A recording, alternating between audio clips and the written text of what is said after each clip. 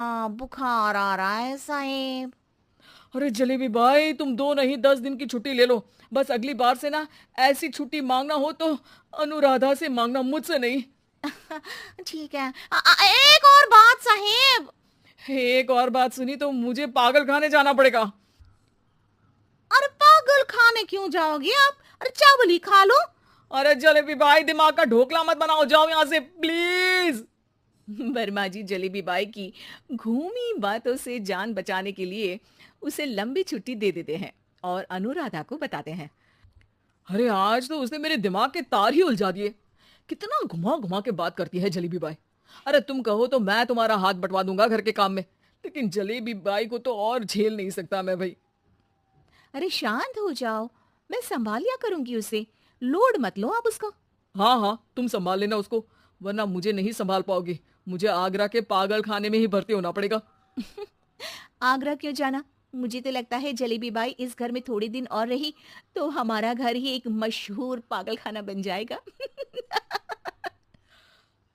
तो दूसरी काम वाली ढूंढ ले क्या? अरे आजकल तो हर काम वाली बाई जलेबी जितनी ही टेढ़ी होती है। निकालेंगे नहीं, सिखा लेंगे उसको हम। लंबी छुट्टी के बाद जलेबी बाई घर आती है। अरे आ गई जलेबी बाई, नानी कैसी है तुम्हारी? और वो जो दो के पहले आता है और जो जीरो के बाद आता है। अब एक। हाँ, एक नंबर है। अच्छा क्या हुआ था उनको? जो दिल टूटने पर होता है ना, चोट लगने पर होता है, पगार का पैसा कटने पर भी होता है। अरे क्या होता है? बुरा लगता है। अरे जो सर में होता है, पेट में होता है, और जिसे सही करने के लिए ना आदमी को डॉक्टर के पास ही जाना पड़ता है। दर्द? हाँ, दर्द हुआ था उनका हाथ पैर में। अच्छा बस, मेरे दिमाग में दर्द होने लगा तुम्हारी जलेबी जैसी बातें सुनकर।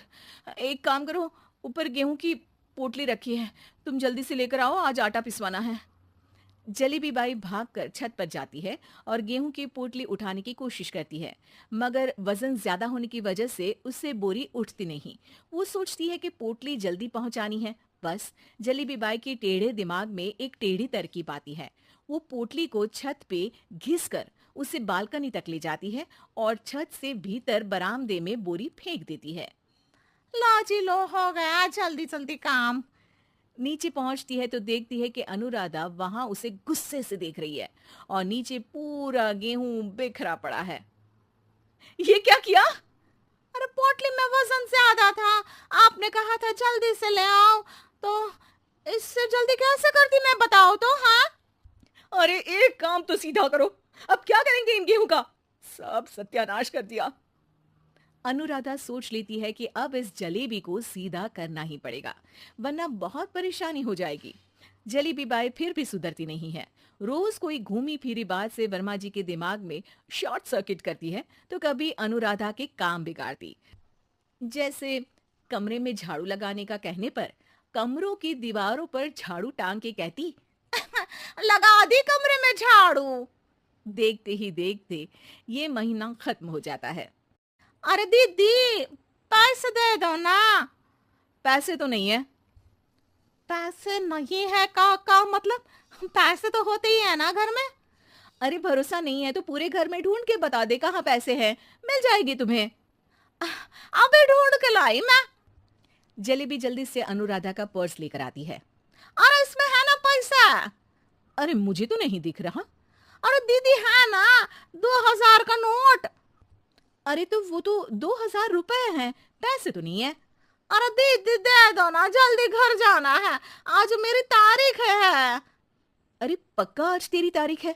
हाँ दीदी, आज मेरी तारीख है, आज ही तो पगार लेती हूँ ना मैं। देखो आज तो 1 तारीख है, तेरी तारीख तो है नहीं आज। अरे दीदी दे दो ना, घुमा क्यों रही हो इतना? अच्छा कितनी पगार है तुम्हारी? 5000, आप ही ने तो तय की थी।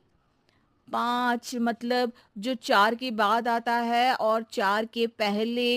हाँ हाँ दीदी। 5 वही जो 3 में 2 जोड़ के होता है। अरे हाँ दीदी हाँ। 5 वही ना जो 10 में से 5 घटाने पर होता है। अरे दीदी मैं समझ गई, अब आपको कभी नहीं घुमाऊंगी। प्लीज जल्दी से पैसे दे दो ना, सारी। और अब ना ये जलेबी बिल्कुल सीधी हो जाएगी कसम से। जलेबी बाई की अकल ठिकाने आ जाती है।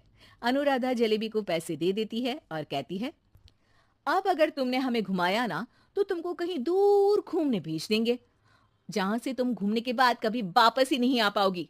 समझ गई जलेबी बाई?